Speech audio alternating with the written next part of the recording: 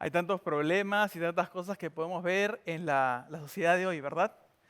Y sin duda es difícil, porque basta con ver por la ventana de nuestras casas y nos damos cuenta de esa realidad disonante, ¿no? Basta que ir unos cuantos kilómetros de repente más allá o ir al frente de tu casa y te vas a dar cuenta y encontrarte con la pobreza, los problemas, la falta de trabajo, la falta de oportunidades.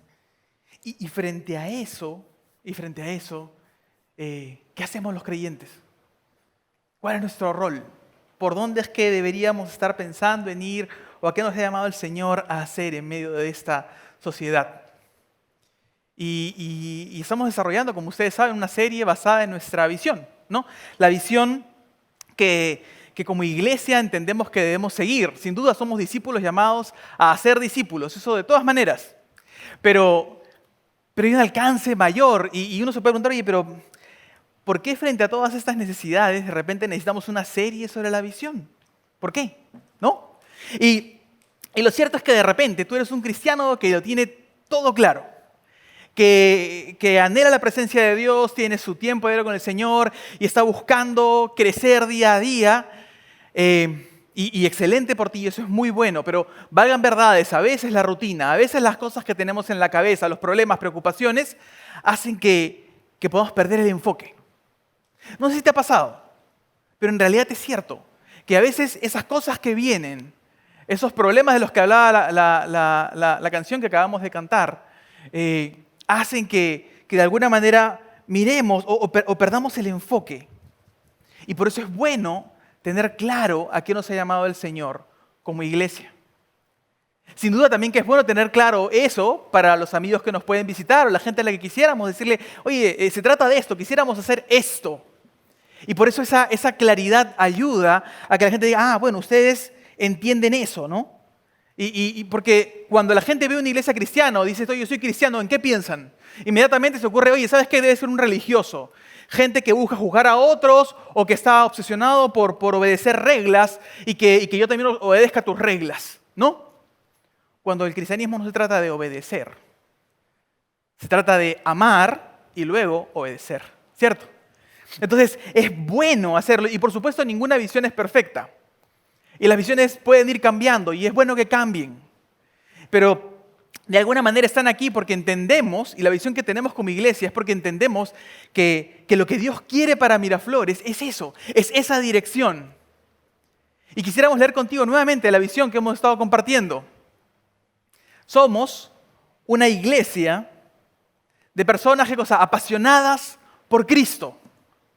No solo eso, sino que vivimos y predicamos la palabra de Dios y esa palabra de Dios que fortalece a las familias. ¿Para qué? Para que puedan influir positivamente en nuestra comunidad. Y lo cierto es que hemos venido hablando de todo eso y hoy día nos toca enfocarnos en esa parte, influenciando positivamente a nuestra comunidad. Nos toca enfocarnos en eso. Y la verdad es que cuando uno reflexiona en el pasaje que leyó el pastor al inicio acerca de la iglesia de Tesalónica, de qué es lo que pasaba ahí, hay un versículo que resalta, que es el versículo 3, que habla un poco de cómo es que Pablo recuerda, cuando está delante de Dios agradeciendo por la iglesia de Tesalónica, dice, yo recuerdo esto. Y hay tres cosas que él recuerda en el versículo 3. Dice, él recuerda ese versículo 3, constantemente los recordamos delante de nuestro Dios y Padre por sus actos de fe, por su trabajo que es fruto de su amor y por su sufrida esperanza en nuestro Señor Jesucristo. Él dice eso, ¿no? Y quisiéramos enfocarnos en ese versículo y empezar a hablar de cada uno de esos aspectos. Porque lo que necesita este mundo, sin duda, es ayuda práctica y hay muchas cosas prácticas que se pueden hacer. Pero como iglesia tenemos un rol puntual, particular, un rol que nadie más tiene. ¿Por qué? Porque la única luz del mundo es la iglesia. La única sal de la tierra es la iglesia. Y tenemos que cumplir nuestro rol, ¿cierto? Y en primer lugar, lo que este mundo, esta sociedad necesita es un testimonio de fe. El versículo 3 lo pone de esta manera, dice, esos actos de fe. Y sabes, es fácil acostumbrarnos a vivir la vida cristiana como una rutina. Hoy día tengo mi culto, después tengo un culto de oración, después otra reunión, después mi grupo pequeño. Y plantear la vida cristiana como esta suerte de actividades que tengo que realizar. Y finalmente yo reflexiono y digo, bueno, estoy bien, ¿no? O sea, no hay nada grave en mi vida y simplemente estoy asistiendo a lo que tengo que hacer. Pero la vida cristiana no es, ¿no?, un conjunto de actividades para llenar puntos de mi agenda y luego hago básicamente lo que me da la gana.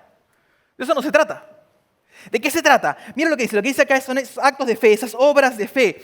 Y por supuesto, lo que está presentando es que la fe se materializa en obras. No en activismo, sino en que cada decisión que tome y cada cosa que haga esté impregnada por mi fe. Y si te pones a pensar por un segundo en las decisiones que has tomado esta última semana, este último mes, ¿no?, el primer mes del año, ¿cuántas de tus decisiones y de las cosas que has hecho, cuántas de ellas han estado impregnadas por esa fe? De lo que se trata es no tener una fe activista basada en actividades, pero tampoco una fe cómoda, que simplemente diga, mira, ya soy salvo y ya está, ¿no? Y me quede ahí, en pausa. Mira lo que dice un versículo más allá, en el 1 Tesalonicenses 5, al inicio, 1 Tesalonicenses 1:5, dice, pues nuestro evangelio no llegó a ustedes solamente en palabras, sino en poder y en el Espíritu Santo y en plena convicción. Y es clarísimo, ¿no? El pasaje habla de que no son solo palabras. O sea, el hecho de dar testimonio de mi fe no son solo mis palabras. Y de lo que habla son de tres cosas con las que llegó el evangelio, ¿cierto? Dice, con poder, en poder.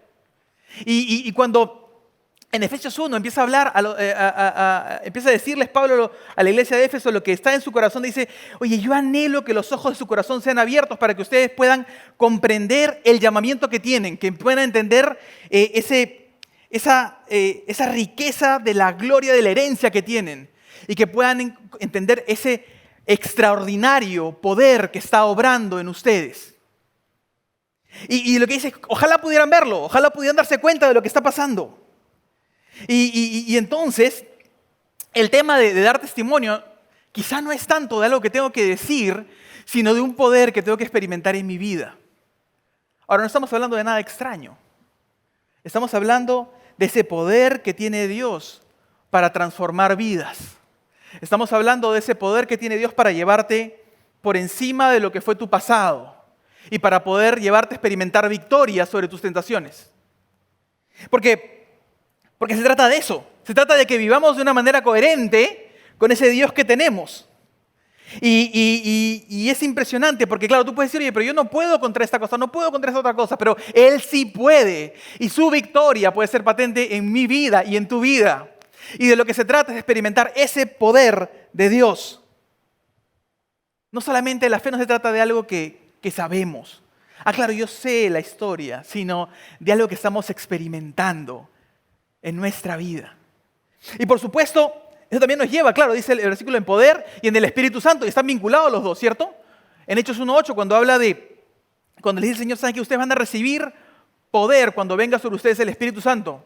Pero no es un poder para hacer lo que ustedes quieran. Es un poder para ser testigos. Es un poder para meternos en los planes de Dios y vivir la vida que Dios tiene para nosotros. Porque cuando yo digo frente a la tentación, ¿sabes qué?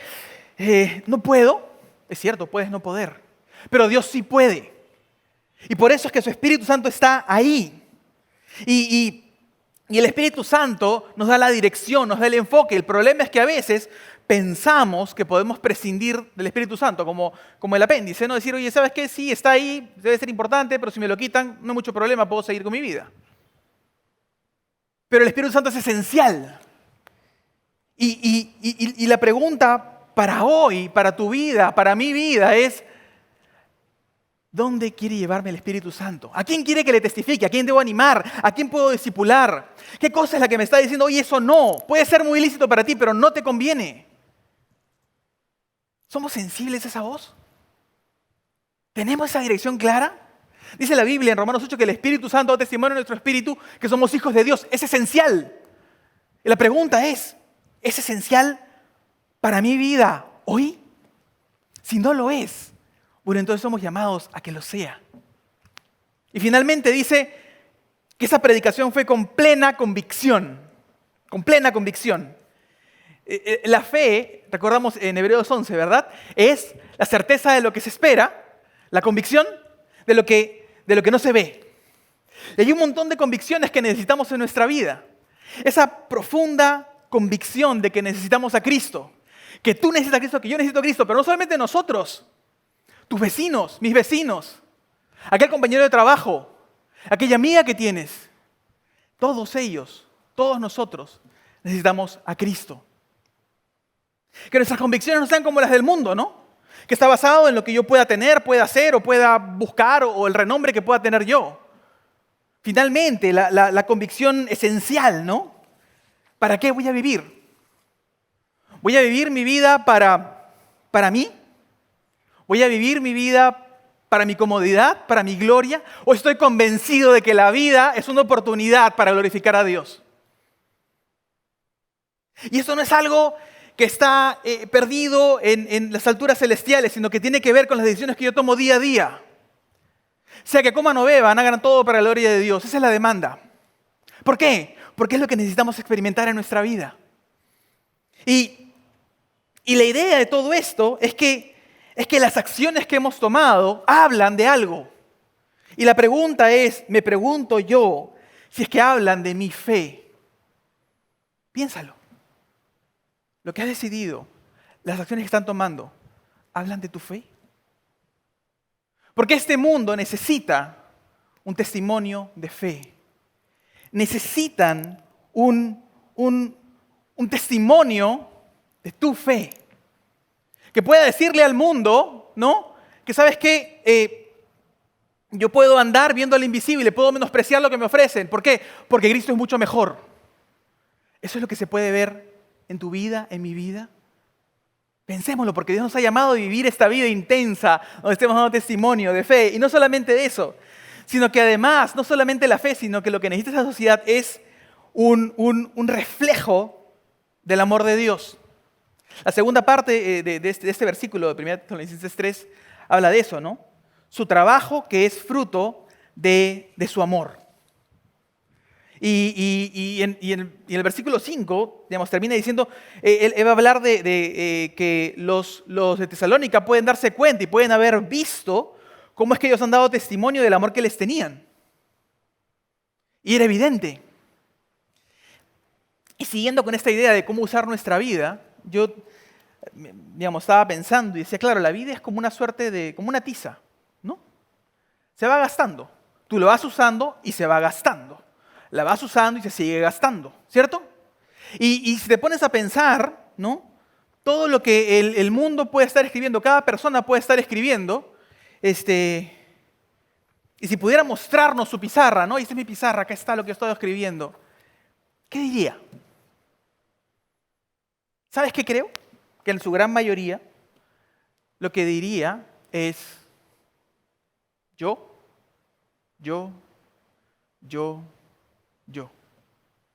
Ponte a pensar en todas las decisiones que uno toma de repente inconscientemente o que la sociedad más o menos piensa, es lo que te acomoda, lo que te haga sentir bien, tú tranquilo, ¿cierto?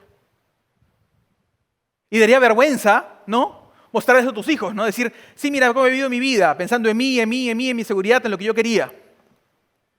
¿Verdad? Y de lo que se trata no es de vivir para mí, sino de vivir esta realidad del amor de Dios y yo gastar mi vida en ese amor de Dios. De lo que se trata es eso, de entender de que es así. Y cuando nos ponemos a pensar, hay un versículo en 2 Corintios 5, ¿no? Donde se dice que el amor de Cristo nos constriñe. La palabra constriñe es una palabra compleja, ¿cierto? Constriñe. ¿A qué se refiere? Bueno, se refiere a que el amor de Cristo es tal, derramado en mi corazón, de tal manera que no me da muchas opciones. La opción que me deja es amar. Esa realidad de que el amor de Dios se está llenando, ¿cierto? Porque Romanos 5:5 habla de que el amor de Dios ha sido derramado en nuestros corazones por el Espíritu Santo que nos fue dado, ¿cierto? Nuevamente el Espíritu Santo, haciendo ese canal, ese canal del amor de Dios. Y podemos vivir y tener ese amor, porque el amor del que habla acá no es el amor que puede dar de buenas intenciones a alguien. Este amor es el amor incondicional de Dios. Y la idea de todo esto es salir de nuestra indiferencia, salir de nuestra inacción. ¿Para qué? Para gastar nuestra vida amando. ¿Saben? La iglesia quizá no sea el mejor lugar para escuchar un espectáculo, para tener una experiencia sensorial, digamos, importante. Pero en lo que la iglesia debe ser experta es en amar. Eso debería ser. Porque hemos recibido ese amor de Dios. Y de ese amor tenemos para poder dar. Mira un poco el testimonio de Pablo, de lo que les dice en 1 de Tesalonicenses, el capítulo 2, del 5 al 8. Mira lo que les dice acerca de su testimonio, ¿no? De lo que él estaba pasando. Dice, como ustedes saben, nosotros nunca usamos palabras lisonjeras. Ni hay en nosotros avaricia encubierta. Dios es nuestro testigo. Tampoco hemos buscado recibir honores de ustedes, ni de otros, ni de nadie. Aun cuando, como apóstoles de Cristo, podríamos haberles pedido que nos ayudaran. En vez de eso, los hemos tratado con ternura, con el mismo cuidado de una madre por sus hijos. Tan grande es nuestro cariño por ustedes que hubiéramos querido no solo entregarles el Evangelio, sino también nuestra propia vida. A tal grado hemos llegado a amarles.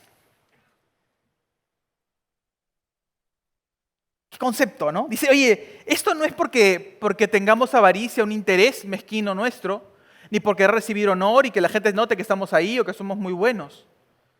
Es por amor. Es porque por eso es que hemos llegado a amarles. Y esta entrega que hace Pablo, esa entrega que muestra acá, no es solamente sino un desarrollo de lo que Cristo mismo enseña. Cuando les dice a sus discípulos, saben, yo les voy a dar un mandamiento nuevo. El único que puede dar mandamientos nuevos es Dios, ¿cierto? Un mandamiento nuevo, que ustedes se amen como yo los he amado.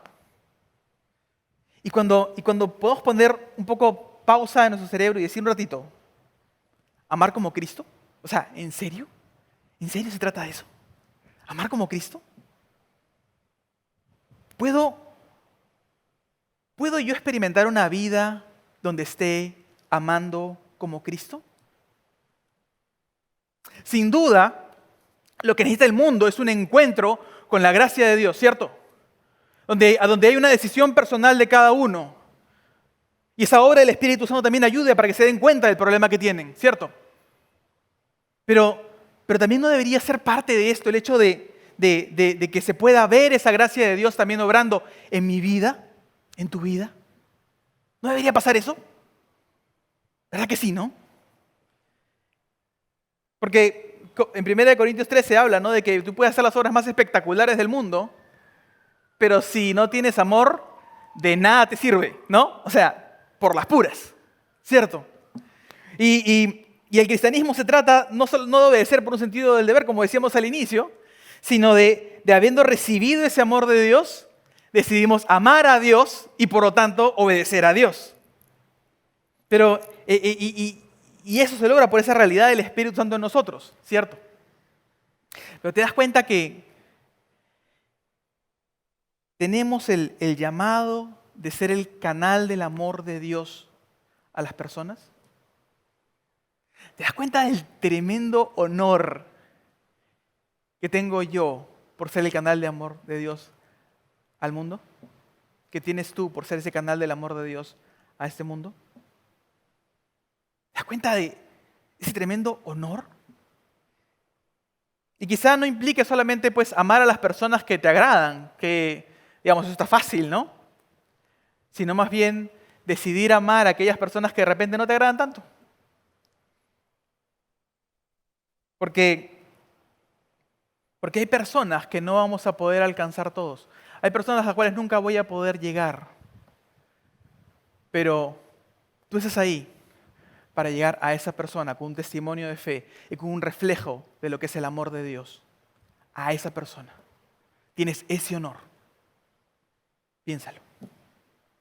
Finalmente, de lo que nos habla este pasaje, este versículo, habla de su sufrida esperanza en nuestro Señor Jesucristo. Y esto nos habla de lo que necesita esa sociedad es ese ejemplo de perseverancia. Es un ejemplo de perseverancia. Y la idea aquí es que esa sufrida esperanza, como lo llama esta versión, se trata de que la esperanza se mantiene firme, permanece a pesar de el sufrimiento. Esa es la idea. Quisiera ir contigo a los versículos 6 y 7 del capítulo 1 de 1 Tesalonicenses. Dice, ustedes se hicieron imitadores nuestros y del Señor cuando a pesar de mucho sufrimiento recibieron el mensaje con alegría que infunde el Espíritu Santo. De esta manera se constituyeron en ejemplo para todos los creyentes de Macedonia y Acaya. Sufrimiento y gozo. Tener el sufrimiento, pero a la par tener gozo en el Señor.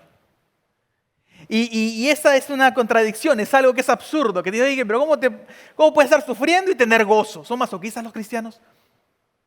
Y solo los que hemos podido experimentar de alguna manera el sufrimiento, pero con ese gozo de Dios, que Nehemías llama que el gozo del Señor es nuestra fortaleza, ¿cierto? Que ese gozo puedes estar pasando por algo muy terrible, pero permanece, ¿no? Y la esperanza se mantiene firme. ¿Por qué? Porque hemos aprendido a que nuestra esperanza descanse en Dios. Y es algo que no es simplemente una cosa teórica, ¿no? No es algo como, sí, Pablo les comentaba, bueno, sí. No, ustedes lo han aprendido de mí y del Señor Jesucristo. Y quisiera que por un momento pudiéramos ir al segundo capítulo de 1 Tesalonicenses nuevamente y ver un poco el testimonio de cómo describe lo que pasa Pablo. Él dice en 1 Tesalonicenses 2, del 1 al 4, hermanos míos, ustedes mismos saben que nuestra visita a ustedes no fue en vano. También saben que a pesar de haber sufrido y de ser maltratados en Filipos, Dios nos dio el valor necesario para anunciarles su evangelio, aún en medio de grandes peligros. Porque nuestra exhortación no se basa en el error ni en malas intenciones, ni tampoco tratamos de engañar a nadie, sino que hablamos porque Dios nos aprobó y nos confió el Evangelio. No buscamos agradar a los hombres, sino a Dios, que es quien examina nuestro corazón. El apóstol les hace recordar y les dice, ¿no? ¿Se acuerdan? Antes de ir a Tesalónica, yo estaba en Filipos, en Hechos 16 y 17 está la historia, puedes leerla. Y les hace recordar eso que pasó. Y les dice, lo que pasó en Filipos fue, claro, llegaron ellos y la gente dijo, estos que alborotan al mundo, ¿no? Están aquí, ¿no? Y tiene una multitud en contra, se levanta contra ellos, terminan en la cárcel, los azotan y los meten al fondo de la cárcel y los ponen en el cepo, ¿no? Donde ponen los pies amarrados para que en una herramienta de madera que te tapaba los pies y que te quedabas ahí y que no era nada placentero, estaba diseñado para que sufrieras dolor, ¿no? ¿Cuál es la reacción de Pablo? Señor, te he servido, estoy aquí, ¿por qué me haces esto? ¿Por qué me pasa a mí esto? Le dijo, seguro, ¿verdad? ¿No? La reacción está en el versículo 25 de Hechos 16, donde dice que Pablo y Silas estaban orando y estaban alabando a Dios y toda la cárcel escuchaba lo que pasaba. Entonces, esta esperanza que se mantiene firme es de un testimonio que desafía al mundo, que desafía la manera normal como pasan las cosas. ¿Por qué es que estos pueden tener gozo a pesar de que le está pasando todo esto? Y es que Pablo estaba en el cepo, pero no estaba viendo el cepo, él estaba viendo a Dios. Él estaba viendo la esperanza en el Señor, él estaba viendo y confiando en su Dios. ¿Cómo termina la historia? Los que saben la historia saben cómo termina. Un carcelero termina recibiendo al Señor Jesucristo. Quizá puede haberlo recibido de otra manera, quizás, son especulaciones. El punto es que fruto de todo lo que pasó, hubo este fruto eterno, esa vida que se rindió al Señor. y de testimonio hacia el mundo, de esta esperanza firme, sabiendo de que Dios está en control, Él sabe lo que hace. Y esa mirada puesta en Dios, esa mirada puesta en esa esperanza, le permitía ver esta dificultad como una oportunidad. Yo sé que es bien complicado esto, porque hablar del sufrimiento es algo difícil. No es fácil, ¿no? No es fácil cuando te enteras que hay malas noticias y que estás sufriendo. Y vaya que hemos tenido malas noticias en medio de esta temporada del COVID, ¿cierto? Pero si podemos ver más allá y poder aprender a perseverar y darnos cuenta que el Señor en realidad nunca nos dijo, oye, vengan a mí y esto va a ser un campo de rosas y todo va a estar bien, ¿no? Él dijo, el que quiera seguirme, tome su cruz cada día, niegue a sí mismo y ahora sí sígame. Hablando de esa idea de cómo avanzar. Y la idea es que podamos perseverar a pesar de las circunstancias y esa esperanza se mantenga firme, no importa lo que vaya a pasar. Finalmente, ¿qué es lo que sucede? Versículos 8 hasta el 10 de Primera de Tesalonicenses 1. Dice, con ustedes como punto de partida, la palabra del Señor ha sido divulgada no solo en Macedonia y Acaya, sino también en muchos otros lugares, donde se sabe que la fe de ustedes que tienen en Dios ya no es necesario que nosotros digamos nada, porque ellos mismos hablan de lo que bien que ustedes lo recibieron y de cómo se apartaron de los ídolos, se volvieron al Dios vivo y verdadero para servirlo y esperar en los cielos a Cristo Jesús, Hijo y su Hijo, a quien Dios resucitó de los muertos y que es quien nos libra de la ira venidera. Es interesante la reacción en Tesalónica. No fue, mira qué bien, vinieron Pablo y Silas, nos hablaron, excelente, y ahora, ¿qué hacemos? Bueno, ellos tendrán que seguir avalando, ¿no? Al resto, tendrán que seguir avanzando. No. Ellos entendieron que esta era una invitación para ellos también. Entendieron que había un mundo que necesitaba esto, que ellos necesitaban y de repente no tenían ni idea de que lo necesitaban, pero se dieron cuenta. Y dijeron, ¿saben qué? Nosotros tenemos que hacerlo ya. Y Pablo dice, mira, ya no es necesario que le dolamos porque ustedes ya lo han hecho. A veces corremos el riesgo de pensar de que esto de predicar el Evangelio, el tema de ser apasionados por Cristo, este es un tema de líderes, de pastores y de toda la iglesia. La idea es que tengamos que tomar decisiones que vayan a ser de influencia y testimonio, pero no por el hecho, sino porque es lo que Dios quiere. Y eso va a impactar a este mundo. Porque ese mundo necesita ese testimonio de fe, necesita ese ejemplo de perseverancia, necesita el hecho de poder ser un reflejo de ese amor de Dios. Lo necesita. La pregunta es si es que podemos hacerlo juntos como iglesia. Si podemos participar en esto. La visión no es un checklist, ¿no? Oye, hay que hacer esto, ya, check. No. Lo que quiere expresar es esa dirección que entendemos que Dios tiene para Miraflores. Esa idea de aquello donde el Señor quiere movernos, a donde quisiéramos ir, porque entendemos que Él nos quiere ahí. Mira, tú no puedes estar apasionado, ¿no?, por Cristo en aquellas decisiones que fueron del año pasado. ¿No? Ya no puedes. Pasó el año. Se perdió. Se perdieron las oportunidades. Tú no puedes vivir la palabra que no viviste el año pasado. Tú no puedes prepararte para la crisis de tu familia que pasaste el año pasado, porque ya pasó.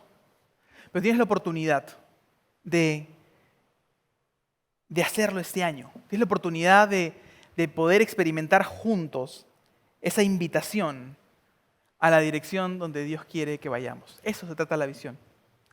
Y queremos animarte a que como iglesia podamos tomarla y como resultado podamos impactar en este mundo que está tan profundamente necesitado por su falta de Dios. ¿Vamos juntos? Oramos. Señor, nosotros estamos aquí confiados en ti, Señor. Pero queremos pedirte que por favor tú nos des esa certidumbre de que esta es la dirección para Miraflores en cada decisión que tomemos, Señor.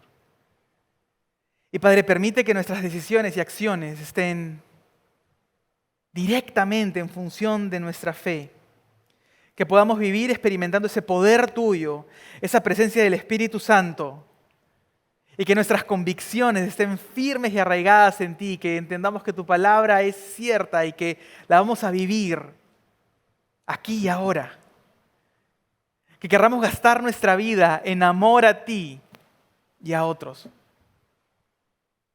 Y que podamos tener vidas que perseveren por esa esperanza maravillosa que has depositado en nosotros, a pesar de lo que pueda venir.